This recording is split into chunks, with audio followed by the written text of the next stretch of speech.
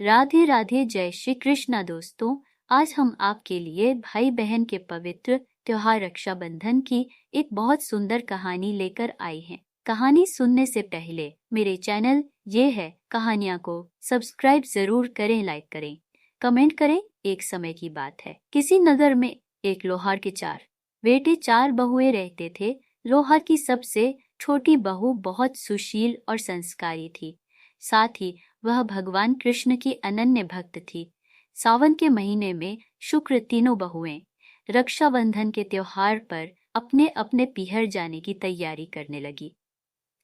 सुबह जल्दी उठकर घर का सारा काम करने लगी तो छोटी बहू ने पूछा, क्या बात है दीदी, आज इतनी जल्दी जल्दी काम क्यों कर रही हो? तो उसकी जेठानी बोली, माँ बोली, कल रक्षाबंधन का त्योहार है, हम सभी को अपने अपने भाई को राखी बांधने अपने पीहर जाना है। तेरा तो कोई भाई नहीं है, तू क्या जाने रक्षाबंधन के त्योहार का महत्व, भाई बहन के रिश्ते का महत्व। छोटी बहू को यह बात बहुत बुरी लगी और वह भगवान श्री कृष्ण की प्रतिमा के समक्ष खड़ी होकर खूब रोई और बोली, यदि मेरा कोई भाई होता तो आज मैं भी अपने पीहर जाती। अगले दिन रक्षाबंधन का त्योहार था।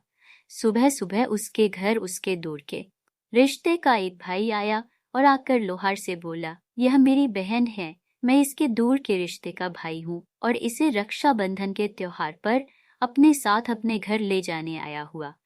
तब लोहार का बेटा बोला, लेकिन इसका तो कोई भाई नहीं है, तुम कौन हो? उसके समझाने पर साहूकार और उसका बेटा मान गया और छोटी बहू को उसके साथ भेजने को तैयार हो गए। परंतु छोटी बहू के पति के मन में कुछ शंकाएं थी। वह बोला, आप इसे ले तो जाइए, परंतु इसे वापस लेने मैं खुद आऊंगा। ऐसा कहकर उन्होंने छोटी बहू को उसके भाई के साथ रवाना करा।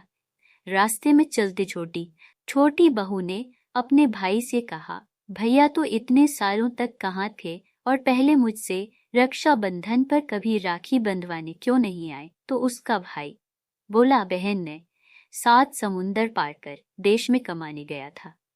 अब यह दोनों अपने घर पहुंचे तो घर में भाभी ने अपनी ननद का स्वागत किया, खूब आवभगत करी।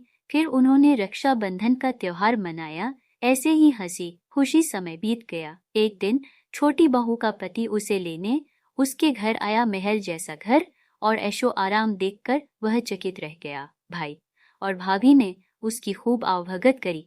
अगले दिन सुबह भाई और भाभी ने उसे उसके घर के लिए रवाना किया। विदा करते समय उसे खूब सोना चांदी हीरे जवाहरात आदि दिए हैं कि थोड़ी दूर जाने पर छोटी बहू का पति बोला, अरे मैं गलती से अपना कुर्ता वही भूल आया हूँ। तब वह बोली, कोई बात नहीं, आपका कुर्ता तो पुराना था, इतनी दूर वापस जाएंगे तो घर पहुँचते पहुँचते अंधेरा हो जाएगा। लेकिन उसका पति बोला, नहीं, मैं वापस जाकर अपना कुर्ता ले ही आता हूँ। ऐसा कहकर वह दोनों उसके भाई के घर के लिए वापस रवाना हुए। जैसे ही भाई के घर के पास पहुंचे तो वहां उन्होंने देखा भाई की महलनुमा घर की जगह एक पीपल का बड़ा सा पेड़ है और उस पेड़ पर छोटी बहू के पति का कुर्ता टंगा हुआ था। यह देखकर वह बहुत नाराज हुआ और अपनी पत्नी से बोला, यह में काला जादू है। कौन था वह जो तेरा भाई बनकर तुझे यहाँ लेकर आया था? मुझे तो शुरू से ही शक था, इसीलिए मैं तुझे लेने आया था। बता कौन था वह? ऐसा कहकर वह छोटी बहू को मारने लगा। इतने में तेज प्रकाश के साथ भगवान श्री कृष्ण वह स्वयं प्रकट हुए और बोले, मत मारो इसे, यह मेरी बहन है। हर साल रक्षाबंधन के त्योहार पर यह मुझे राखी बांधती आई है और अब मैंने इसका भाई होने का फर्ज निभाया है, इसी मैंने अपनी बहन माना है।